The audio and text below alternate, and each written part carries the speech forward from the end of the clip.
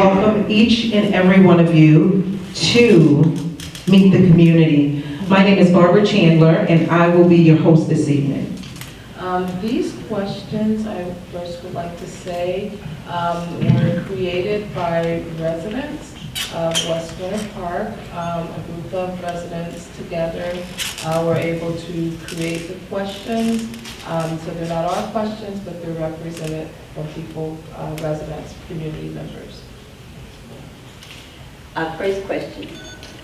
Why do you think Winter Park hasn't elected an African American or anyone of color to the commission in 126 years? I wouldn't really have an answer to that question. I think you have to give Barbara a lot of credit for running, and you a lot of credit for running.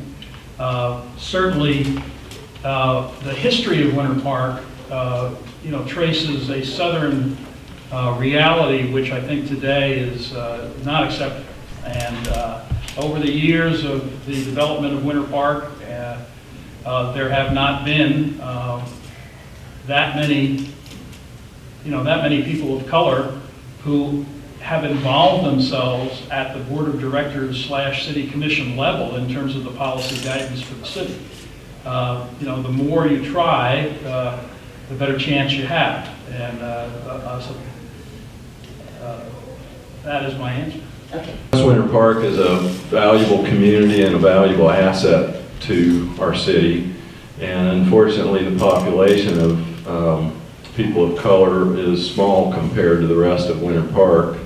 I'm delighted that Barbara chose to run, and I think it elevated a lot of the issues into the public eye. She was getting around town quite a bit. Another thing that I believe is very strong as far as why we don't see people of color in general in government is just because of money. And it's since Citizens United was determined by the Supreme Court in favor of corporate America over the general citizens, I think that put another roadblock in place for people of color to run for office. And thankfully, we do have some very educated African Americans in our community that are certainly qualified, Barbara being one of them. And I would support her for a second run. What is your understanding of why people of color need to see people in city government who share their values and life experiences? I know many people of color in the city of Winter Park, and we do share life experiences. Most often, I would say it's a sense of responsibility, to our work and our families. I think we all share those values and those sense of responsibility. And so I don't really agree with the premise. Well, I think it's very important, but everyone's life is unique. I grew up in a family of 10 siblings, and we grew up in rural South Carolina, and the people up the road from me were white farmers, and the people down the road were African American farmers, and that's where I learned gardening and beekeeping was from Steve Haltiwanger and his family. So I have very different experiences from the incumbent. He came from a very wealthy family from up north. I didn't have a lot as a child. I know what working hard and climbing the ladder is all about. Not all my siblings did as well as I did. But I think hard work and tenacity were two of the things that got me where I am. But I have empathy for others. I'm a donor to Wellborn Daycare and Nursery. I love that place. I love the program, and I love that they're teaching little kids gardening. I think that's very important. But to say that the incumbent shares life experiences, I don't know about that.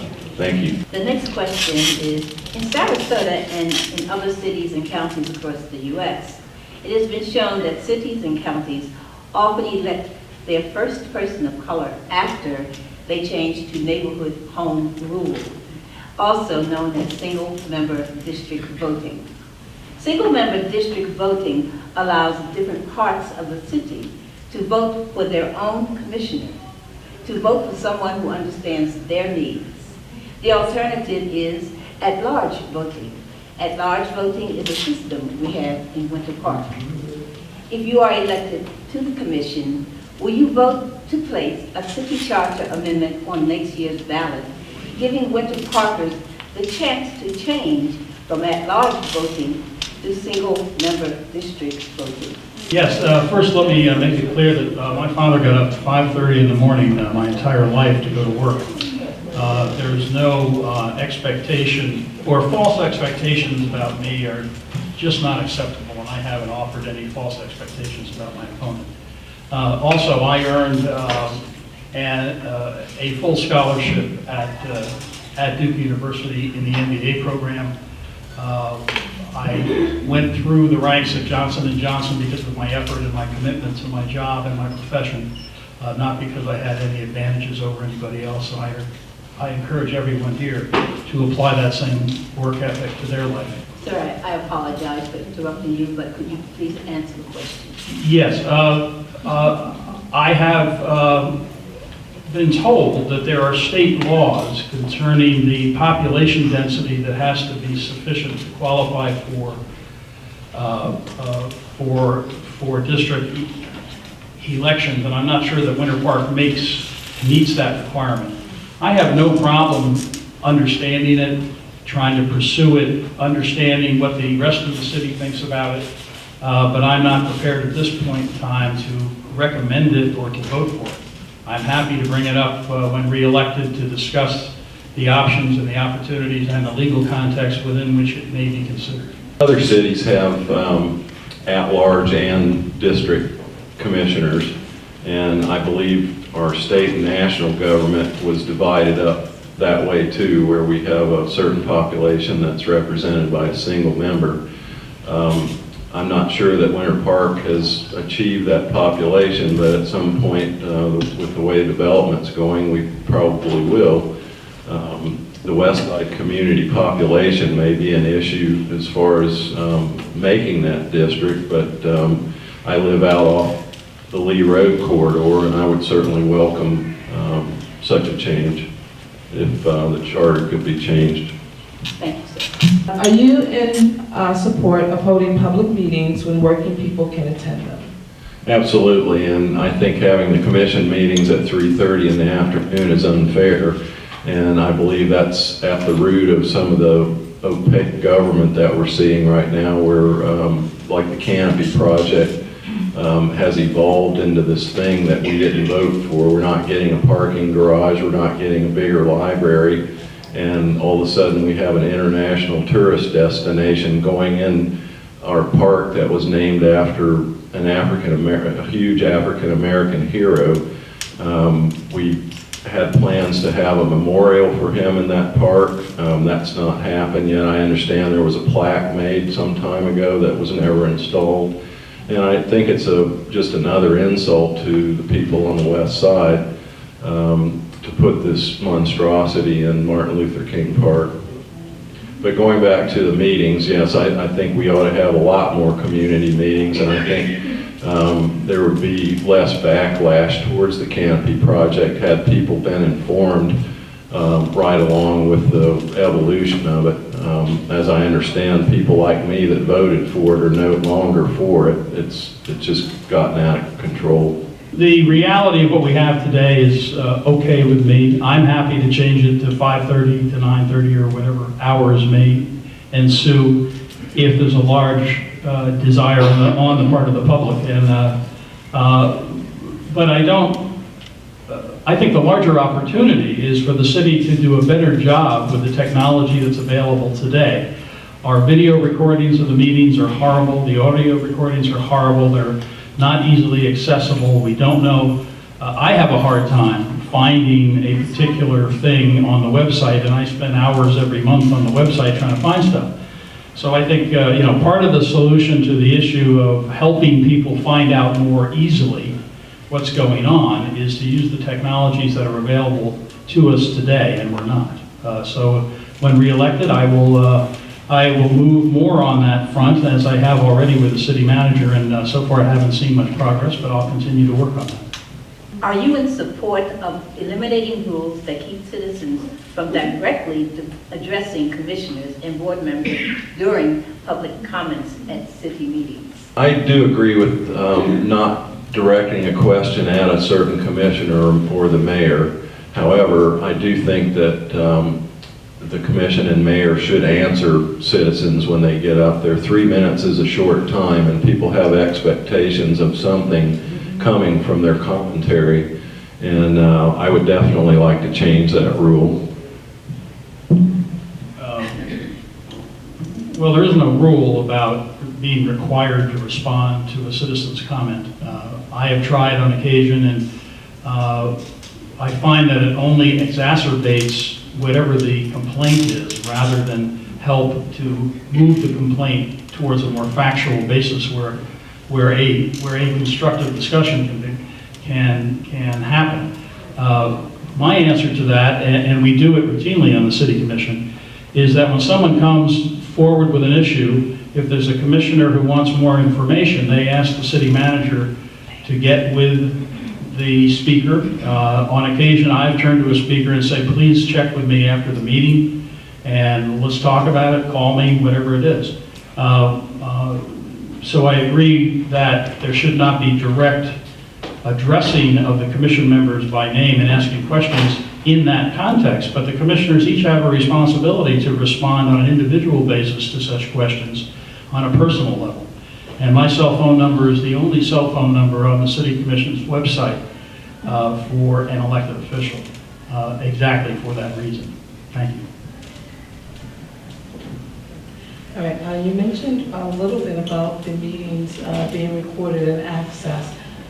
So will you support expanding citizen access to online meetings by placing multiple or inexpensive cameras in every city commission meeting and board meetings to give citizens better access to meetings? Be recording me. This is for Commissioner Weldon. Yes, that's 100% consistent with what I just said. We have amazing technologies that are very cost effective that can do that. The overhead is involved in maintaining the videos and organizing them and making sure they're accessible and linked correctly on the right pages and all that. And we have resources that can do that, so yes. Okay, yes, can you answer the question as well? I agree. It's very difficult for people to navigate even a commission agenda, let alone navigate the website to find videos and so forth. So I think the city needs to invest in a better server system so we can download those films and, videos and audio from any meeting. And informed citizenry is the best. Thank you. Okay, so better access could be supported by a neighborhood advisory board, and Barbara's going to tell us a little bit about the neighborhood advisory board.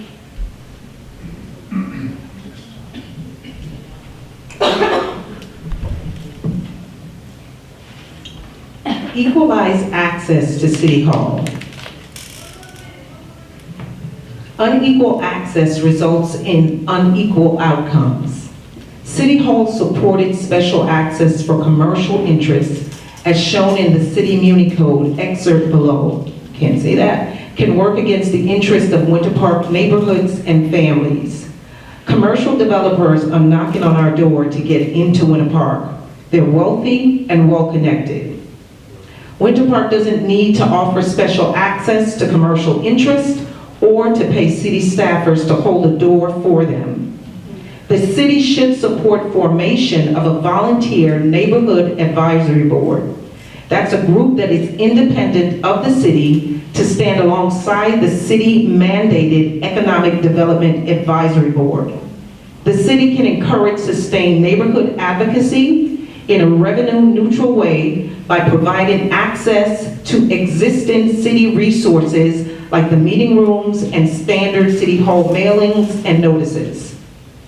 City support for neighborhood input should include a requirement that the City Commission and boards accept neighborhood advisory board reports, advisories, and provide an opportunity for neighborhood advisory board members to speak at commission or board meetings.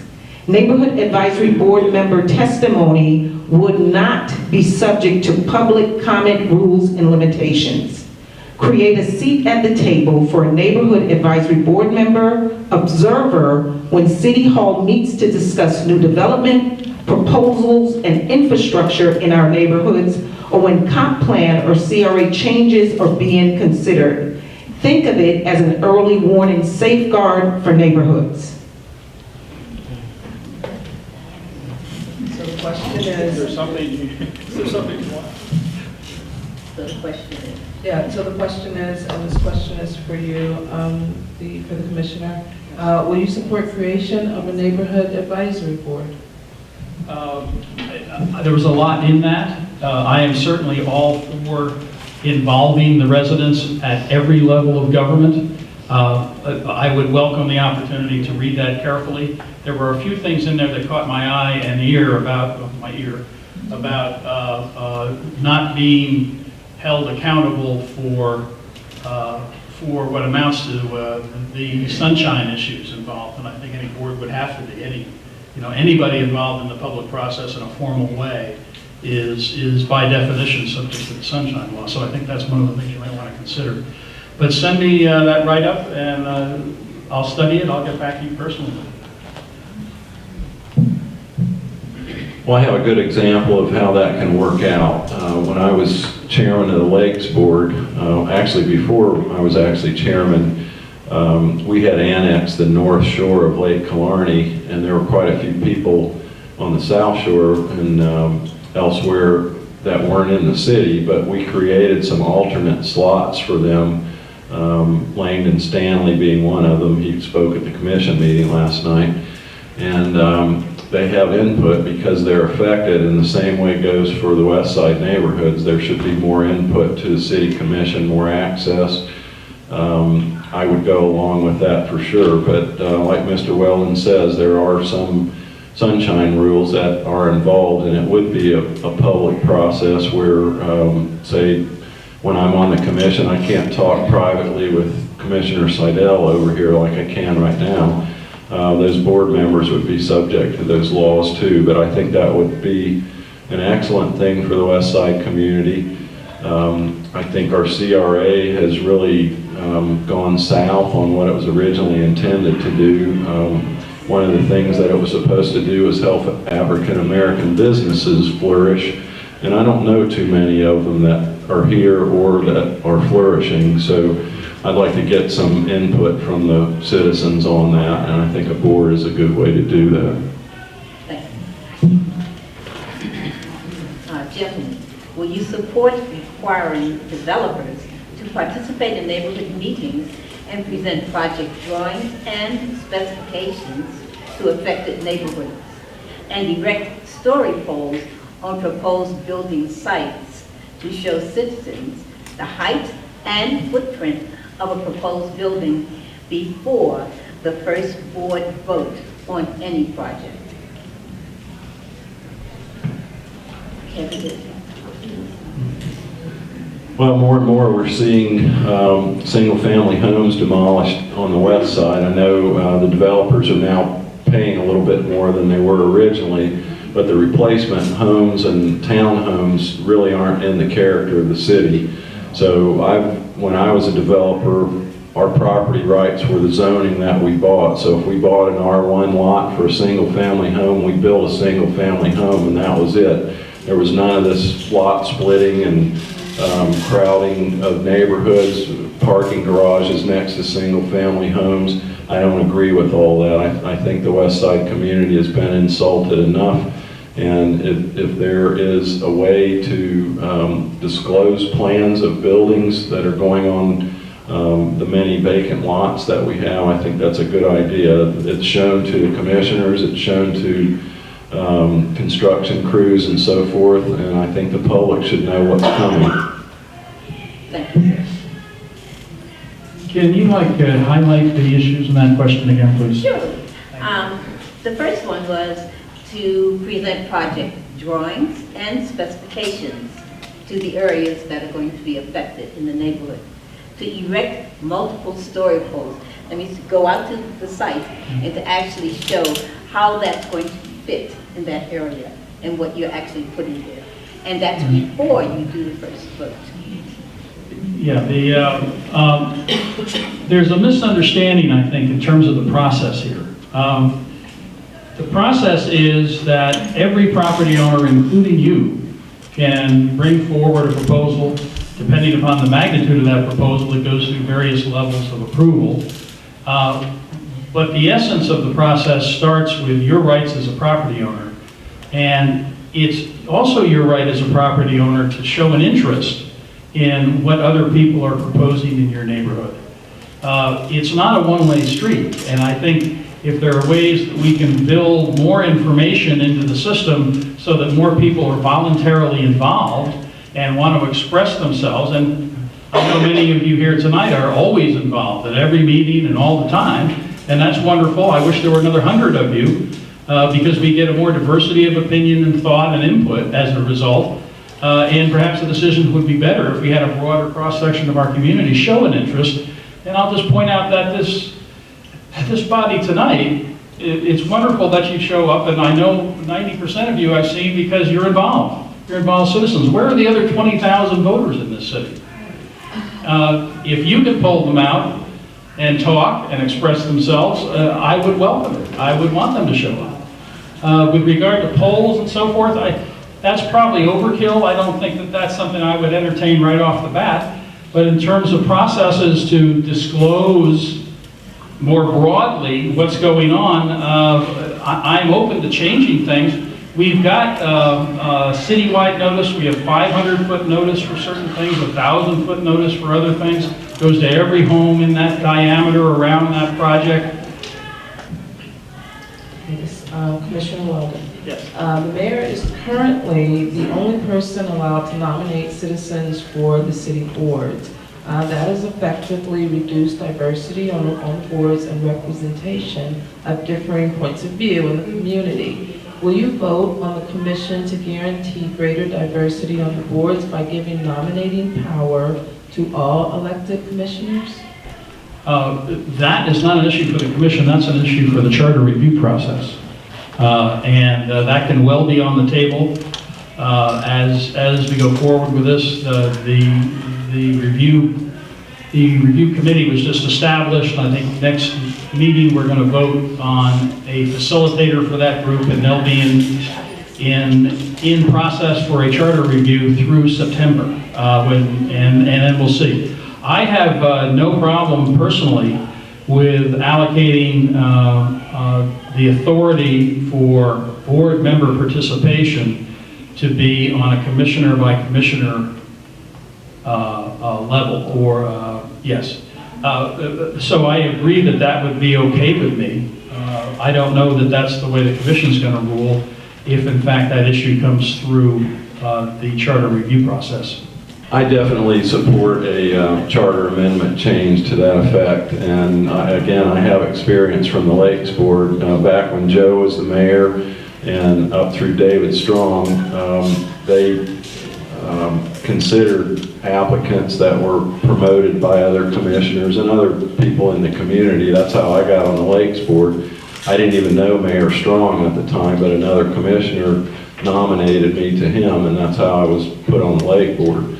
But as my tenure on the Lakes Board advanced to the point of chairman, the new appointees that came in, I spent a lot of time scratching my head wondering why they were there. They didn't know anything about science. They didn't know anything about hydrology. They didn't know anything about docks.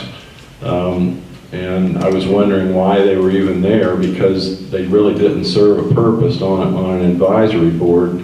You know, our mandate was water quality and maintaining vegetation around the lake shores and stuff like that. And every time a new member came in, I spent more time educating them than was worthwhile. So I definitely support a charter amendment change to allow non-mayoral people on the commission to nominate and promote candidates for advisory board members. And I do believe that that would increase the quality of the people on advisory boards as well as the diversity. Thank you, sir. There are currently meetings in Tallahassee regarding dismantling of CRAs statewide. Barbara, can you read a portion of what the CRA, the Winter Park CRA plan states? So this was taken from the city of Winter Park. Thank you. So this, the CRA plan was taken from the the City of Winter Park's website. The CRA is guided by the CRA plan. The purpose of the CRA plan is to explore the critical factors that have shaped Winter Park and to identify opportunities to create a quality environment for residents and businesses. Some of the critical concerns affecting the CRA include public safety needs, lack of property maintenance, affordable housing, youth recreational programs, employment, and minority business development. The physical plan is based on maintaining Park Avenue as the primary retail core. The scale, character, and urban fabric of the West Side is to be enhanced through the streetscape improvements, the redevelopment of a north-south neighborhood commercial corridor along Pennsylvania Avenue, connecting the north and south residential areas. The social plan seeks to address human development issues for West Side residents. The core of the social development plan is the development of a communication network and the creation of jobs through promotion of neighborhood commercial development and attention to minority businesses. It also addresses the critical need for a variety of decent, affordable housing along with monetarily priced infill housing. The importance of clean and safe living environments and social and recreational programs for residents is central to the redevelopment plan. Again, this was taken from the City of Winter Park's website. Candidate Weaver, with this plan in mind, what is the best way to revitalize the blight on the West Side? Well, the CRA was put in place for all those reasons that Barbara just mentioned, and I don't see the residents, as a rule, taking advantage of that. There's one that from the CRA funding, would give a homeowner up to $20,000 to paint their home, for instance. We can fix driveways and sidewalks and add streetscaping and things like that. And that's really something that I would try to help the West Side community promote. I think a lot of the CRA has been used for good things here, like this community center was $9 million. The Heritage Center across the street is about $640,000. But there are some places where homes and sidewalks and the streets aren't in that great a condition, and I would hope the West Side residents would come to me as a commissioner and allow me to help. Yes, at every one of these, there's one topic that Mr. Weaver and I strongly agree upon, and this is the one for this meeting. We have resources and plans and programs in place in the CRA that are intended to be taken advantage of, and some people have taken advantage of them. I look forward to your questions later, Maria. And come talk to the city commissioners and say, what do you want that you don't have? Conservative think tanks like the James Madison Institute have criticized CRAs in Florida and elsewhere, pointing out that problems with CRAs appear to be systemic. They say that past probes in Florida and around the nation have revealed both mismanagement and cronyism, and that a 2009 study in 173 Florida jurisdictions found a deep disconnect between their stated goals of reducing blight and the content of their redevelopment plans. They also note a recent grand jury finding that, unlike general purpose governments, CRAs are free to solicit a particular person or company to do a specific project without a competitive bidding process. Do these problems exist in Winter Park? And what will you do to redirect use of CRA funds back to their original purpose? I just sorry. Thank you. Yes, the CRAs have become a problem, and cronyism is definitely a cause. And you know, when I was a developer, I always went out for multiple bids, so I think that makes perfect sense to do that on a CRA level. The state legislature right now is considering changes to CRAs and sunsetting them early. If ours doesn't get under control, I would support that, but I think there are things we can do as a community to get the intent back in line and serve the community that it was meant to serve. I've followed this question as a commissioner for the past 3 years and looked closely at our CRA funding and history. The reality is that half of the money that's been generated by the CRA has gone to social programs, including this civic center, $1 million to the land trust, purchasing 40 lots that have been used by Habitat for Humanity, and endless other investments in the social fabric of the West Side. The changes that have occurred simultaneously are responsible for generating the money that made these investments possible. The city borrowed $9 million against the future revenue of the CRA to build this building. If this is not a social asset, I don't know what is. I think that this CRA, given that it's 50% of the money up to this point has been allocated to social endeavors, has done an exemplary job and is not an example of the bad cases that I know exist throughout other places in Florida. With regard to the future, this CRA will expire under normal circumstances in 2027. That's 8 years from now. We expect to see a lot of incremental revenue that'll be available to apply to things like redesigning, improving MLK Park. We just agreed this past year to spend, I think it was $400,000 of CRA funds to put decorative lighting throughout the West Side. I propose that we spend some of the CRA money to accelerate undergrounding on the west side of our electric. That did not pass, but I saw that as an opportunity to spend the money wisely and for the benefit of the residents. So I support the current CRA structure. The way the money's spent is determined by the CRA board, which is the city commission, plus one representative from Orange County. And the makeup of the commission will determine how that money's spent in the future, and I believe my history and experience in spending money, investing money wisely is appropriate and would serve your interest well. Thank you, sir. Okay.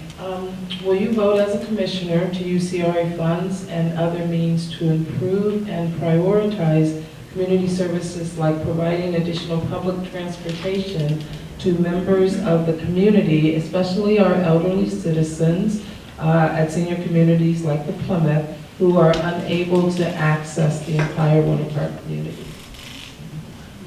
Yes, Candidate Weaver. Thank you.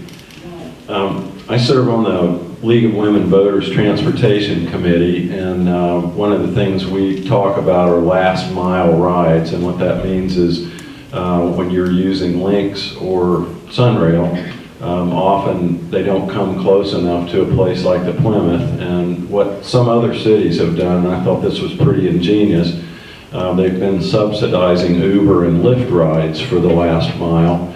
And you know, I'm going to be a senior citizen. Age-wise, I already am, but I don't feel like one yet. But one of these days, I'm going to be walking really slow and probably pushing a little dog in a carriage. And you know, I need special consideration. And my mother's 90 years old, and you know, she still gets around well. Also, but you know, there are some certain considerations, street design and pavement design, and wheelchair access, all these things are really important. And we are an aging population here. The average voter age is 57. All of us are going to be there soon, and getting ready for that last mile transportation is pretty important to me. And I've been working on it for a couple of years with the league. I'll answer the question, yes. I will spend CRA money to improve transportation throughout the CRA. And you have to understand that the Plymouth is not within the CRA boundaries, to my knowledge. It is the Plymouth? All right, well, in that case, that makes it a lot easier for us to spend that money.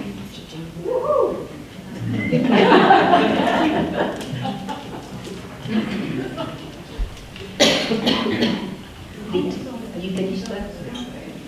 Thank you. The 2018 CRA annual report states that 50% of all Winter Park businesses are within the CRA. What are your plans to increase diversity in Winter Park by promoting minority-owned businesses within the district? I'm always first now, okay. I would love to see more minority businesses. I'm a business owner. I have two myself, but we paid cash for everything. We have no debt. And it's tough to start a new business. And I think CRA money was meant to do that. And if anybody has a good idea, I have a pretty good business acumen, and I'll be more than happy to help. And if we can help with CRA money, I think that would be great. But we talked about the word fabric earlier, and there's a whole lot of push to use CRA money to develop commercial properties. And if you do the math, 80% of our tax revenue comes from single-family homes, and single-family homes are the fabric of our neighborhoods. And what I see with a lot of homes being torn down and replaced by non-standard housing or commercial properties, I think is eroding the fabric of our neighborhoods. And furthermore, if you increase commercial property by 50% in Winter Park, it only adds 10% to the tax rolls. So I am not in favor of mowing down single-family houses to put up hotels and other non-needed commercial enterprises just to do that, just because a developer or an investor wants to do that. I think we have to save our neighborhoods, and by not using CRA money for inappropriate industry in our city is a good idea. I would like some examples of Mr. Weaver's claims so that I can understand what he's talking about, because in 12 years of serving the city, I have never seen a single CRA dollar go directly to anything that was appropriately called a commercial interest, in the sense that it was a unique thing for that one commercial interest that wasn't also available for residential. Please provide me with some details.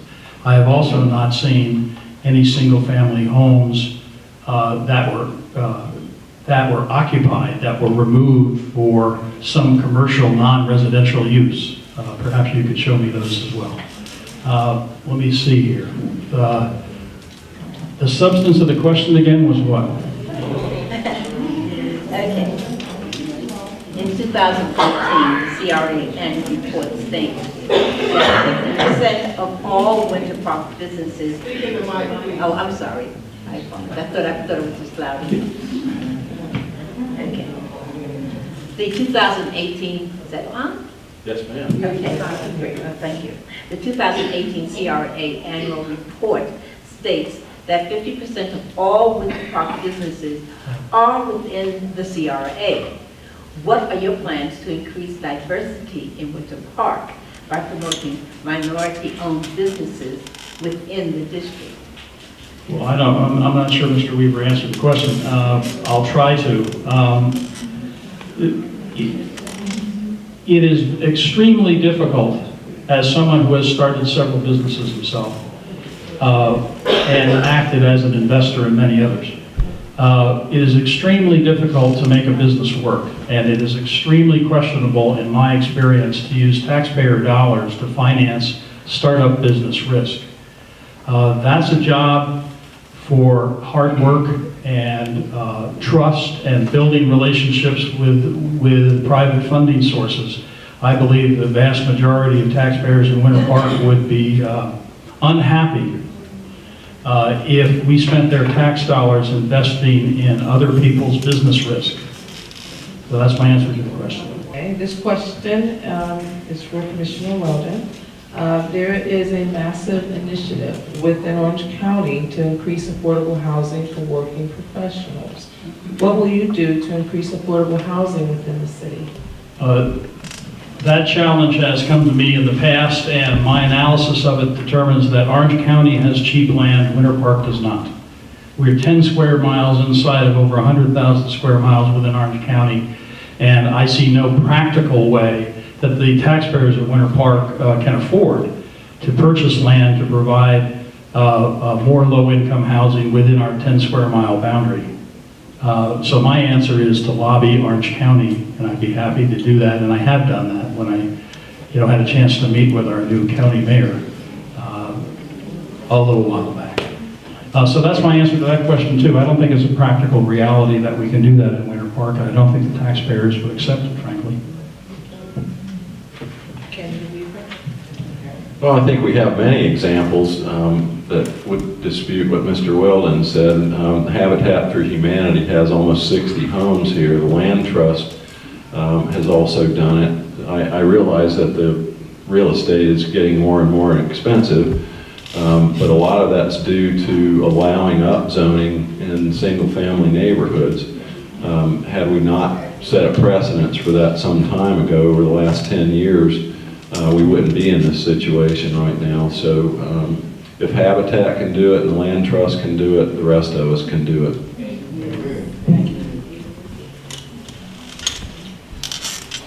What will you do to improve the existing affordable housing community within the city limits? Commissioner Weldon. Well, we have a pretty diverse foundation of affordable housing. Most of it is on the west side, from the Plymouth to the Winter Park Housing Authority apartments, to the Habitat homes and the Land Trust. It's a fairly diverse, it's a very diverse, I would say, scope. Also, in fact, the apartment building on Denning and Swoop is a middle income, over 55 subsidized apartment complex as well. So we already have quite an inventory of that here. There are federal programs, and if the developer who built that apartment building on Denning took advantage of those federal subsidies, and in fact those subsidies also apply to his property taxes. He pays no property taxes on that entire building because he has provided a certain percentage of below market housing cost for some of the apartment dwellers there. Those kind of things are available to investors, and I'm happy to make that kind of thing, more available to those investors who want to take advantage of it. Well, 2 lots came up before the commission last night over near Killarney Bay, the Plymouth and Chateau de Lac on Trevilian and Gay Road. And it's zoned R3, and a developer came in asking for a zoning change to an office building and an acre parking lot. There was no support on the commission, and the applicant withdrew the request. But a lot like that is unique, and it would make a really good affordable housing neighborhood. And the Plymouth is already there and set a precedence. And I don't agree that it can't be done. It just takes willpower, political will, and the right people to put it together, and I'll be happy to help. So that concludes the first half. Give yourselves a round of applause. We stayed within our time limit.